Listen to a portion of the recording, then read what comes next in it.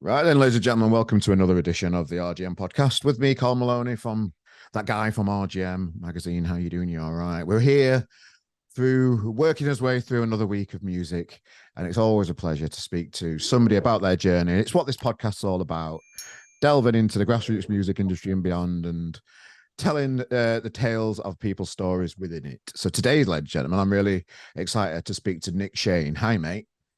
Hi, how you doing? Yeah, sound. Thanks, pal. How are you? Where do we find you Yeah. today? Sunny Dundee. Uh, yeah, in Dundee today, it's very, very wet. It's very, very depressing. All right. Okay. Well, yeah, lovely. Fair enough. Fair enough. So Yeah. I always like to delve into the story of a musician and how it all began for you. So, for people that aren't aware of Nick Shane, give us a little bit of background on you, mate, and how it all began. Well, yeah, I suppose I started releasing songs about 10 years ago with a band called the NSA. They were a sort of mod kind of punk band.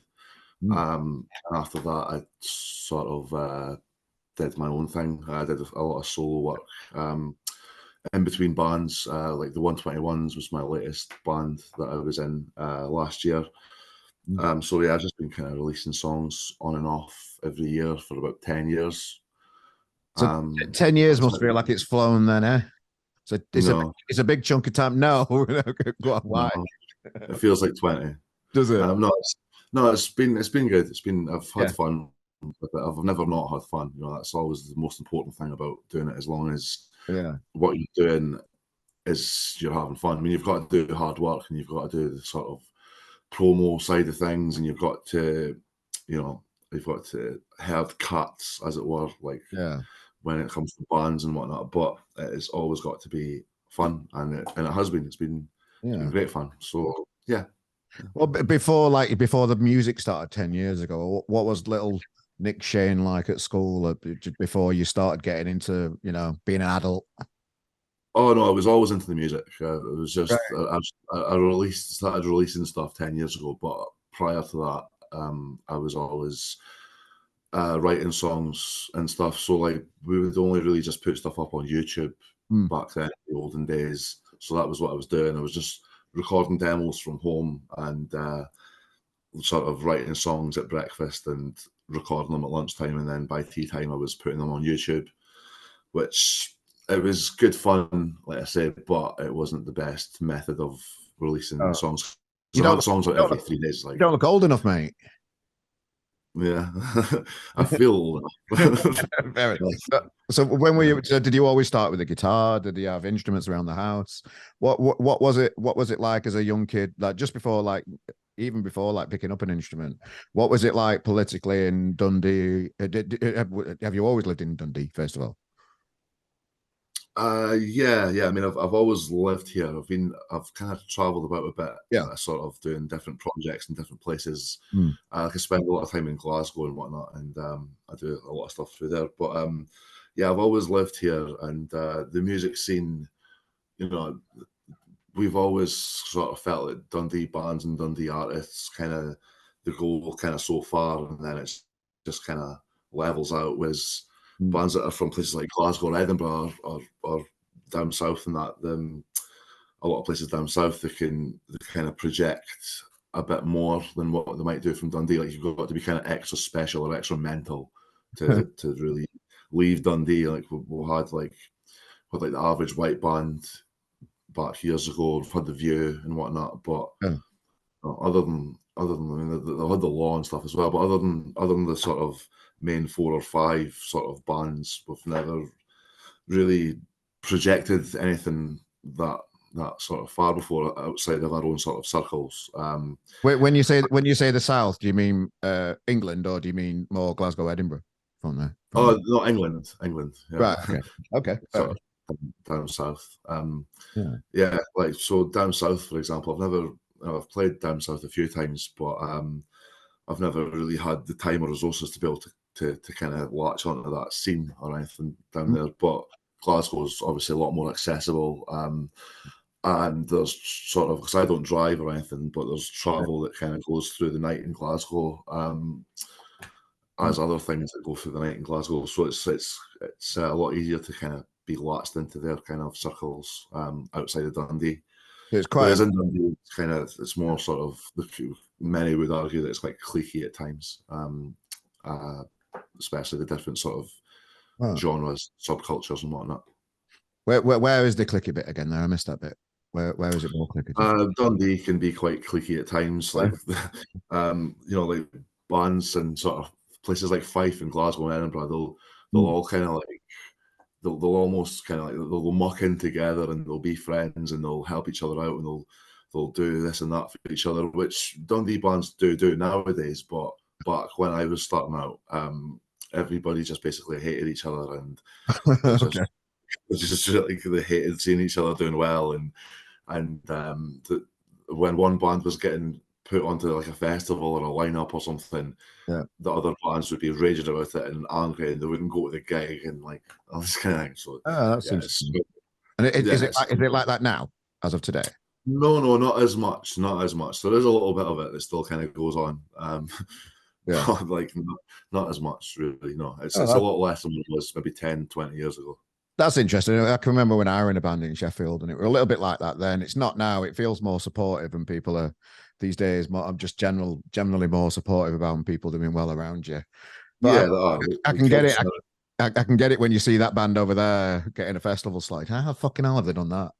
And that kind of stuff. I can see what in a being.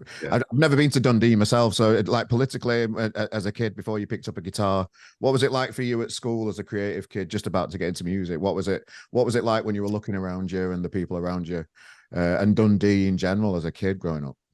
Well, when I started in high school, I decided to start a band with some friends, and at that point, nobody had ever even fathomed the idea of being in school and making a band. That was like an American or a right. Like it was an American thing. That was a thing you would hear about in movies and stuff. That wasn't really a thing you would do.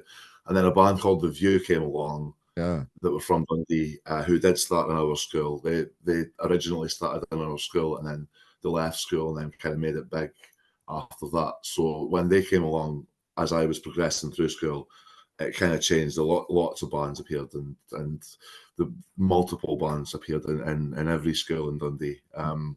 So yeah, once you're town like Sheffield and that, it's like kind of Arctic Monkeys territory. So when things like that appear, then it encourages the locals from that area to like the kids and that to start doing things with music. That's why Manchester's got such a big scene, or London's got such a big scene, whereas like Dundee and like bits of Fife and that might not have as big a scene because they've not had as much focus put on them for the live music scene. But bands like The View and all these kind of guys come along, they'll encourage the younger generation to pick up guitars and grow their hair and do all this kind of thing.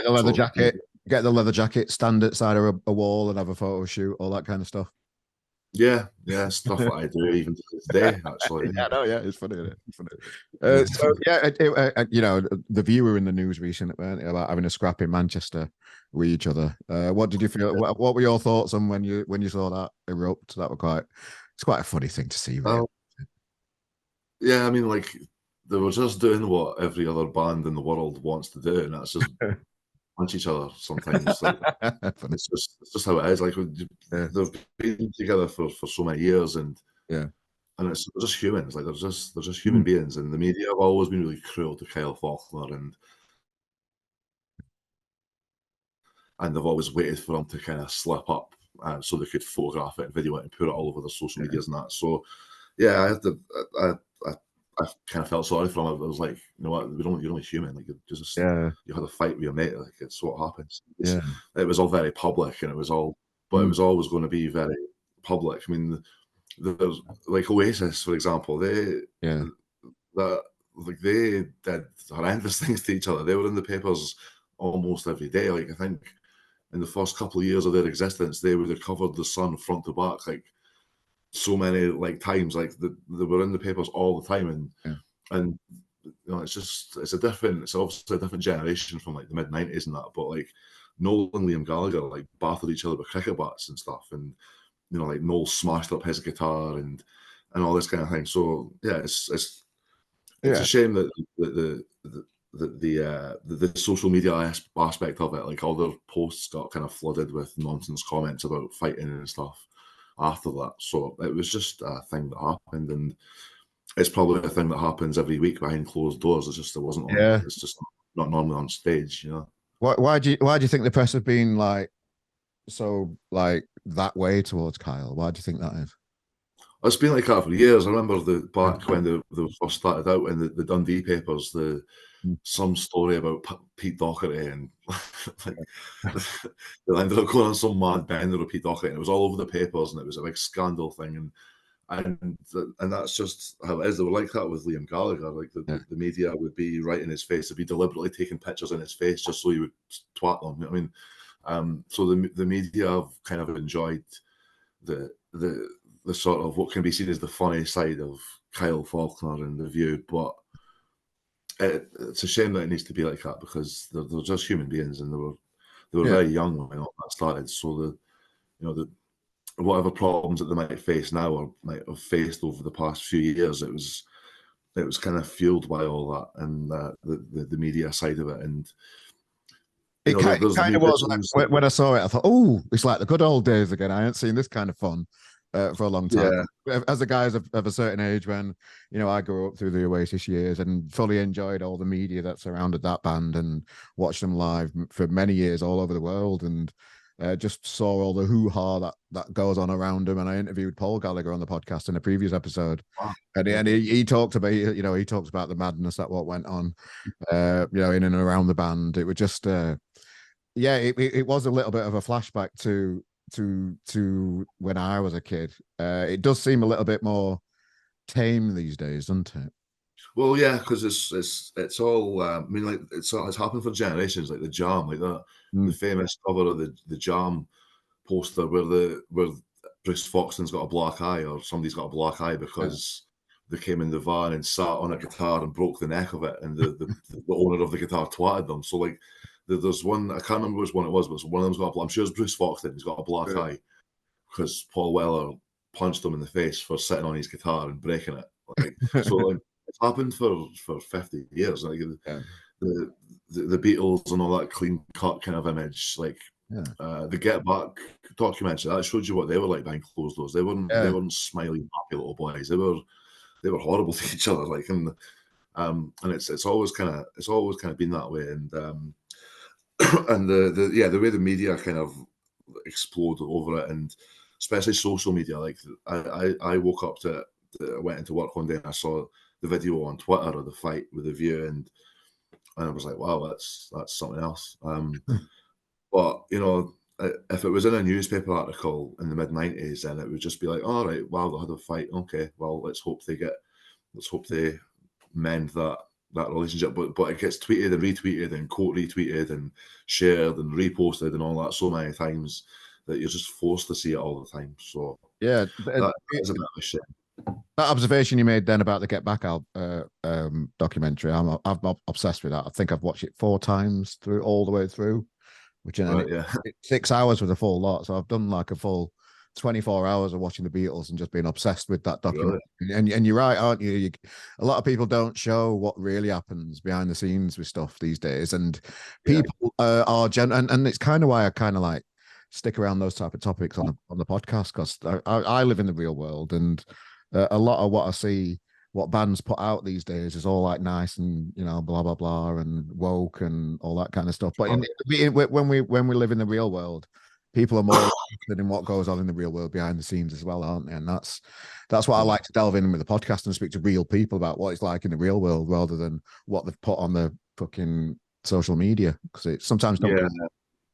I know. I don't care. Like there's articles on Instagram that are like always like, oh, here's me in my kitchen and here's me in my living room. It's like every single day. And then like the day in these different rooms, it's like I know what your entire house looks like. Yeah, like that's not right.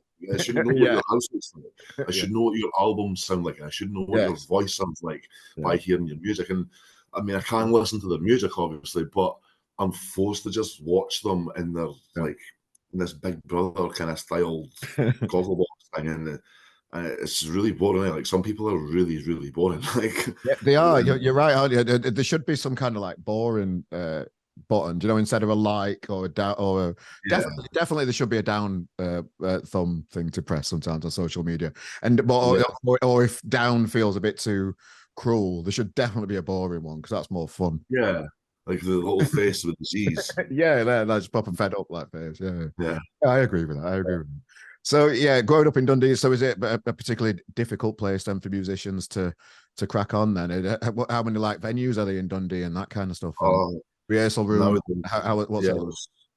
there's like two venues left now. It's there's Church who uh there's Church who just seem to go for the sort of like mainstream kind of like Right. bands and stuff, like, and they'll only open at a gig and stuff. There's no real pub community with Church, and then there's Beat Generator who only really do tribute acts and the sort of like older punk bands like like the UK Subs and all these kind of guys will come through to the play Beat Generator.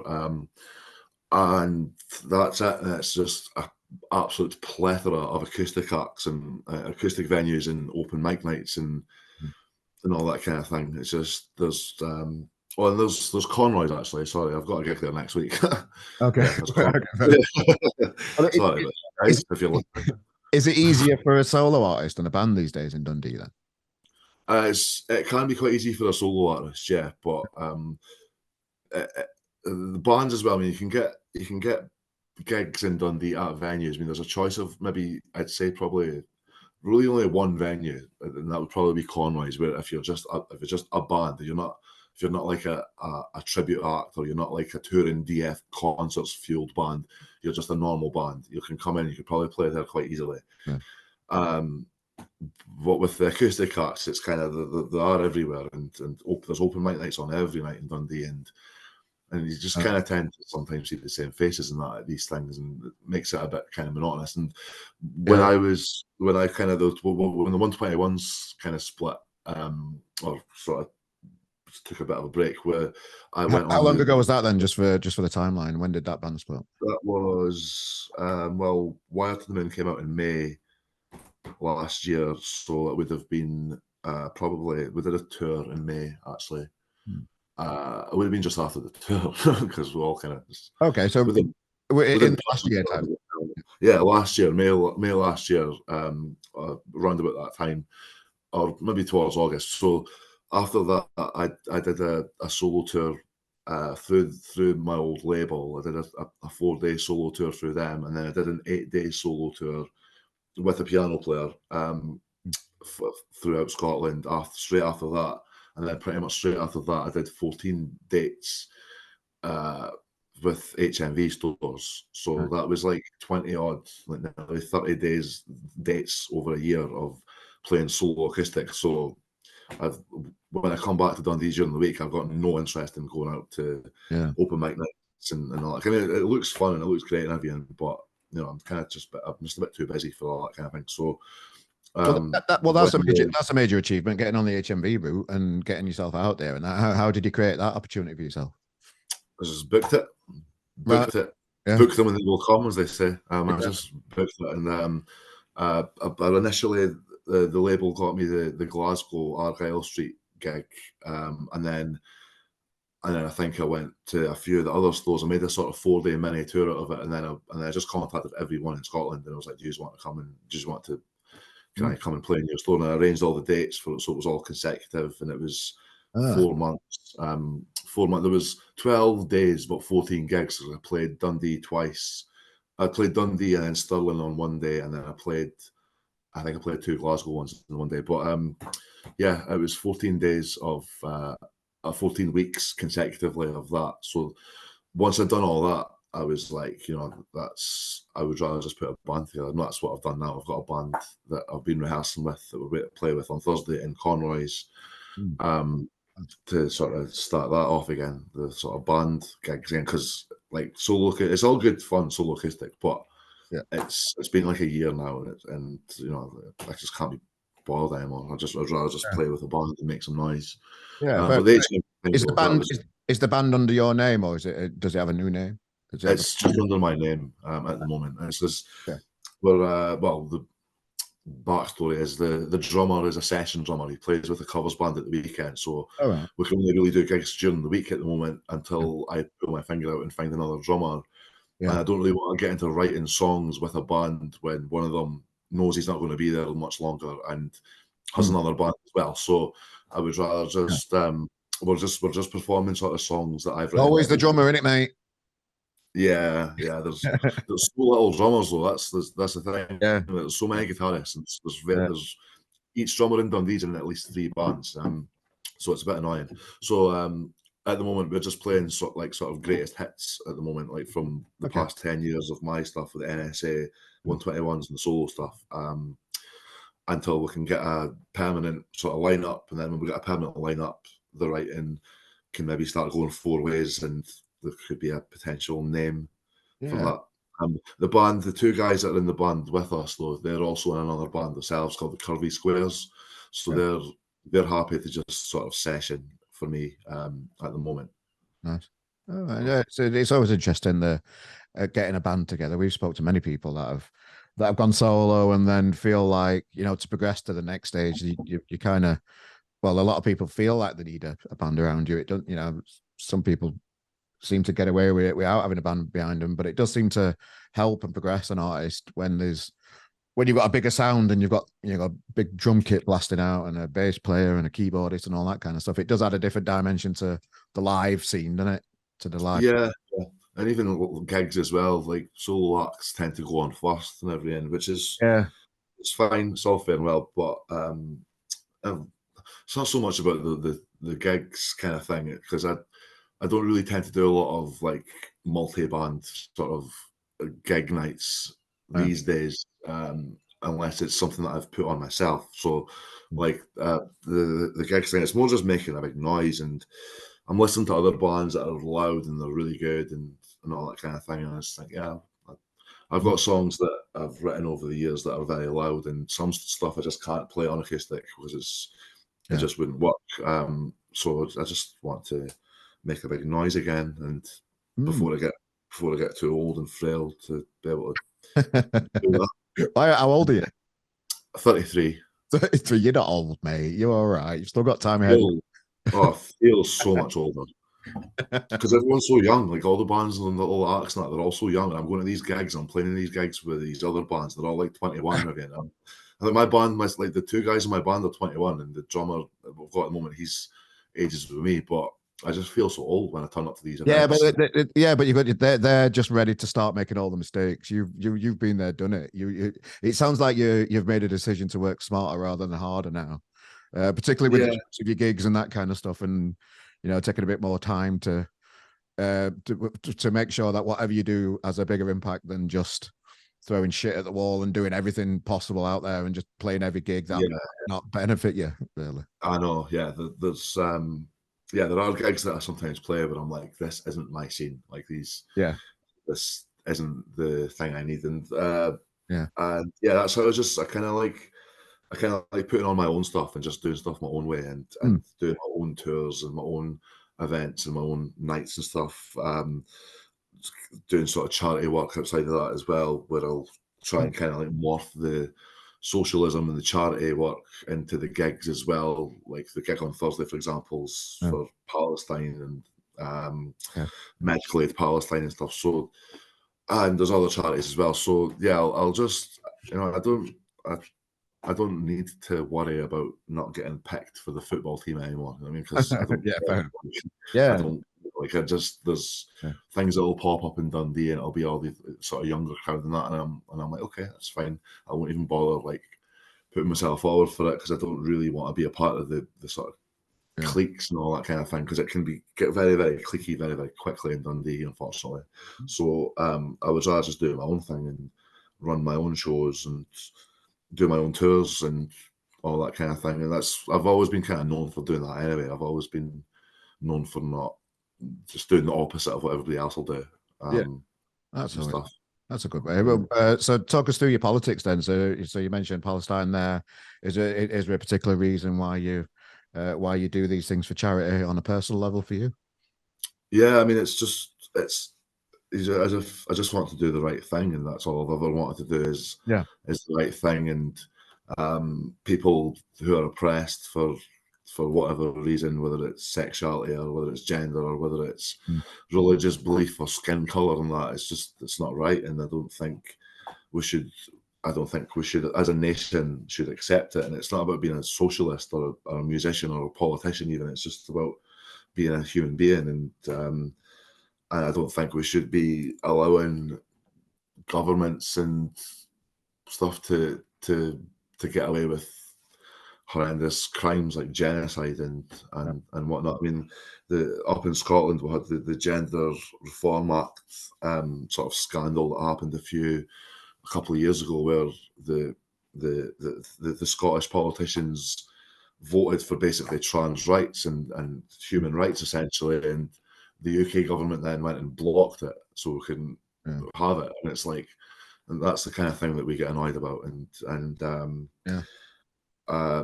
we just, I mean, obviously, as a political sort of party sort of side of it, I don't really have a political party.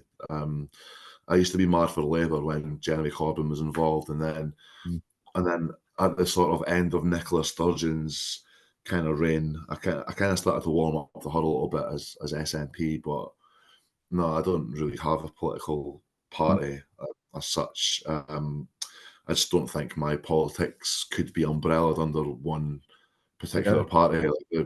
Like Labour, I used to really like Labour. I mean, they had their bad sides and that, but I did like Labour when it was Corbyn, and now we've got Keir Starmer in charge of Labour. And I don't know if anybody's seen, but there was a video posted last night of his car in Glasgow.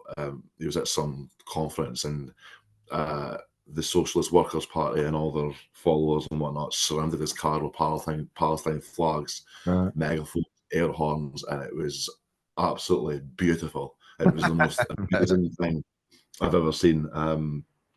So yeah, I'll probably put that on my story later because it was sensational. But yeah, even Labour that were always sort of always seen as the sort of good guys are just crumbling, and it's really boring. There should be more options than just two, shouldn't there? Oh, I know there is more, but I mean, there should be more options, really.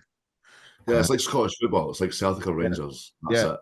Only got Celtic or Rangers. The first two teams at the top of every league is Celtic or Rangers, and then you've got all your actual teams just all fighting amongst themselves. So, yeah, I mean the politics kind of side. I've always kind of tried to. I mean, being like a socialist and being in a socialist party, like a sort of political organisation that I am at the moment. I've always tried to tell them that, you know, if you worry about politics your whole life, you're never ever going to be happy, and you're always going to be angry. And when the Palestine sort of when we started properly heavy campaigning for Palestine after the 7th of October, it made us all feel really deflated, because it's like, it's not like it's something that's happened thousands and thousands of miles away that we have no real control over, and we don't know how we're going to conduct ourselves, and we don't know how we're going to be able to make a difference. But with the marches and stuff that's happened every week, that has made a bit of a difference, I think. I mean, Cruella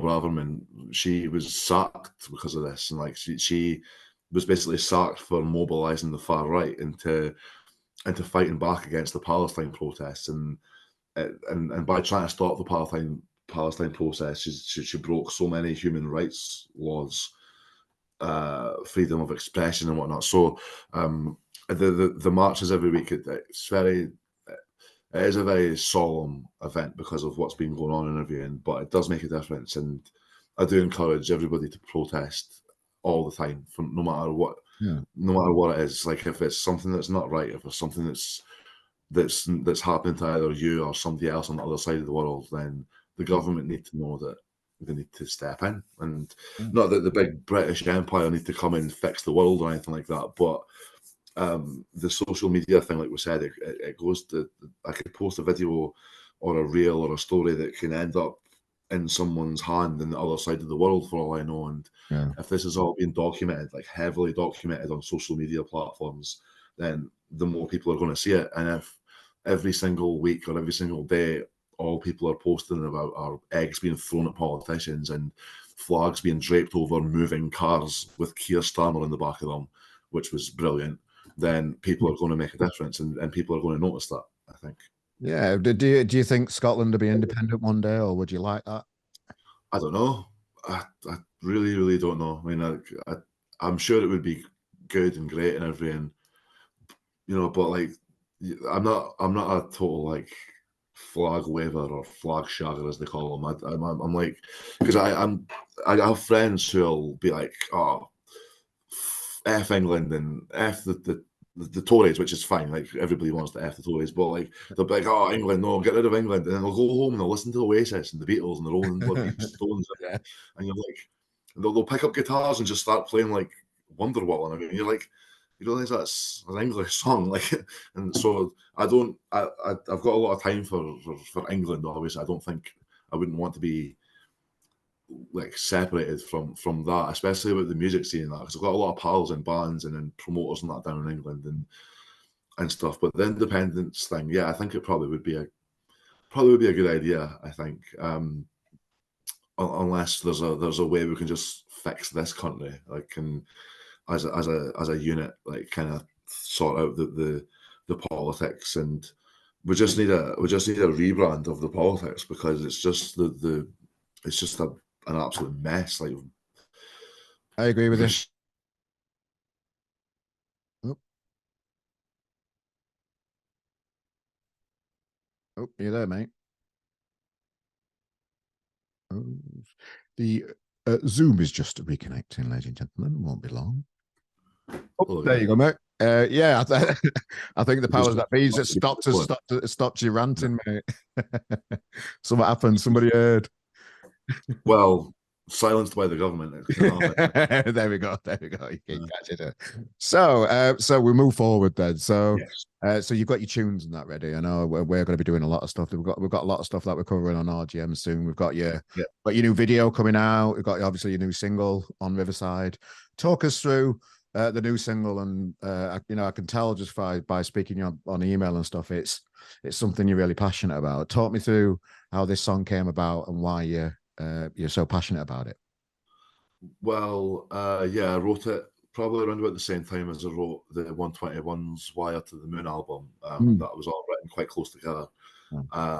And basically the whole reason that it's a solo song is, and it's been kept back so long, is because it's so quiet and so it's quite cinematic, and there's the 121's wouldn't have been able to play that kind of music because it was a lot of cellos and pianos and whatnot, and it wasn't really for them. But it was written just like Wire to the Moon. It was written at the end of a relationship breakup, and yeah, it's just kind of about sort of like just taking your time, and it's about sort of the next stages of life and the next chapter of your life where you'd rather just take a minute to have a breather or relax for a bit. I mean, it's very quiet and very vague and very very sort of like cinematic and whatnot. So it's just to kind of reflect my mood at the time. I mean, I'd been with somebody for 4 years and then it was split up, and it was like a change, like a new kind of life that I was having to be kind of a part of. So yeah, it's just about kind of taking your time and taking it easy and not getting bogged down in nonsense, like we were saying about the cliques and all that. Yeah, it was written at the end of a 4-year relationship, and it was like trying to start a new life kind of thing. And it's the song itself is just basically just written about living your own life and not getting bogged down with cliques, and like musically not getting bogged down with nonsense and worrying about what other people are doing, and all that sort of stuff that goes with it, basically. Well, it's an exciting tune. I've happened to have a sneak preview of it because we're covering it on our Jameson. It's a beautiful song, and you can tell. I don't know that there's a vibe about it, but it tells you serious about it, and you can tell it means a lot to you just by listening to it. Yeah, it's like originally the song itself was I quite liked it. I mean, when I first wrote it, I sort of did I got the melody and the chords and all that, and I put the lyrics to it, and I thought, okay, this could be quite good. And then Carl Ingram, the cello player who plays with me quite a lot, stepped in and just made it absolutely sensational. Just made it into this completely different thing. And then obviously the backing band and whatnot, along with the pianos and whatnot, was all added in as well, flutes and all that kind of jazz. And it made it just it's sort of, I think it's probably the most different thing I've done so far. Apart from maybe like Shine Over Me that was out in February, that's the same kind of thing. It was written about the same time as On Riverside. It was meant to be they were meant to be a kind of A side and B side, but I decided to just they were both just too. I just thought they were both too good to have as like either one couldn't be a B side for me, because I thought it was like Shine Over Me was going to be a B side, but then we'll ended up doing a big massive video for it with Gail Porter, and the song itself grew massively as well. So I thought that's just too big to be a B side. So I just released it as an A side and as a standalone single. So On Riverside again is going to be a standalone single, and we've got a few other things coming out throughout the year as well, throughout next year as well. Yeah, so you mentioned Gail Porter there. We've had Gail on the podcast before. Oh, brilliant! She loves the music, doesn't she? She's how did that happen? Um, I'm not sure. She randomly started following me on Instagram one day. Right. And I looked at her, who she was following. She was following myself and a few other bands. Some of them were even from Dundee, amongst a few other people. And I thought, oh well, she's obviously outreaching to musicians then. So I sent her a message saying, hi, here's a random song that I'd had out at the time. Let me know what you think. Just if you want, just random. Yeah. And then she was like, yeah, I really like it. Got a nice voice and all that. And I was like, okay, well, I'm been thinking about putting this video together. If you want to get involved in that. And she was like, yeah, well, up for that. She's only ever been in one video before for a charity thing in the 90s, I think. So she was like, yeah, I'll do that. So she did it, and that was that. I've kept in touch with her ever since. She's lovely. Yeah, she really is lovely, and she's a proper one of those music lovers. We had a story about which were she were in Edinburgh somewhere, and I think there were a band walking past her, just carrying all the gear, just struggling and stuff with fucking amps and all that kind of stuff. And she helped them get into a venue and that kind of stuff. She's proper like sound and just into her music. Yeah. Nice lass. She is lovely. Yeah, I've got a lot of time for Gail. We're kind of chatted throughout the music video shoot and that, and yeah, we've traded stories and whatnot. I've got quite a lot in common, me and her. Mentally, I think, like we're thinking the same kind of way, I think, and yeah, she's just a really lovely person to get along with. I'm going to see her show in February actually in Kirkcaldy. She's doing her stand up. Is she doing stand up? It's kind of stand up, but it's more of a sort of telling about her life and that. It's called Hung, Drawn, and Portered. That's what it's called. Okay, nice. So I went to see it at the Fringe in Edinburgh, and it was brilliant. And she's put arms and legs onto it and doing it as a full sort of tour. So yeah, I'm looking forward to that. Oh, nice. I've got family in Kirkcaldy. I like Kirkcaldy. It's a nice little place. Yeah. They live in Leven, just up the coast. And I believe I went to see the Shambolics the other day. Another Scottish that are from there. Do you know those guys? I do. Yeah, I know them. Yeah. Are they part of the clique? Are they friends? Are they enemies? Are they what part do you fit with each other? I've spoken to them a few times. I've always got on with them. I wouldn't say yeah. Okay.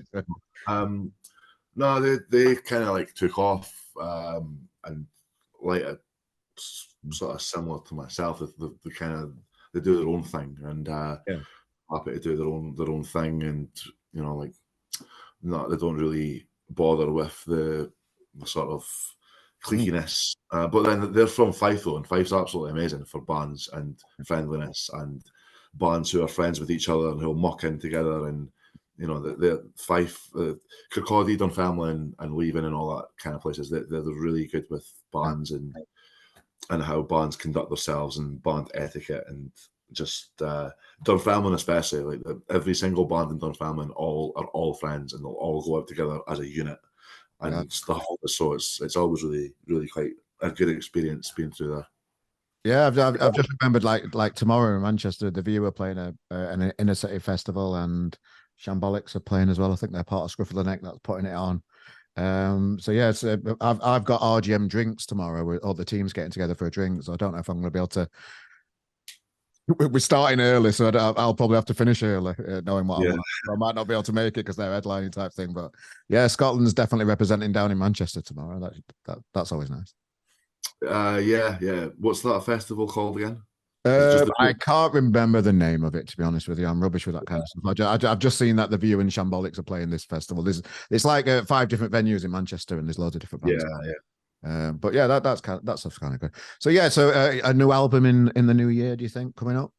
Yeah, it'll be probably April or May before that happens.